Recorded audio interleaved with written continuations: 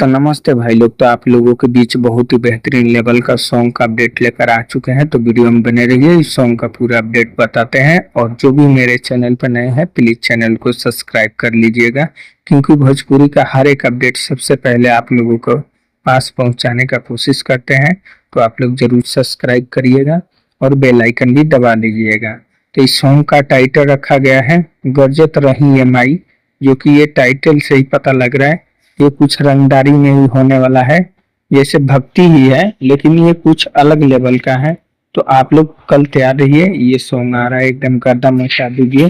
जो कि ये कल रिलीज होगा 6:15 पे सुबह में ये रिलीज होने वाला है। तो आप लोग जरूर तैयार रहिए।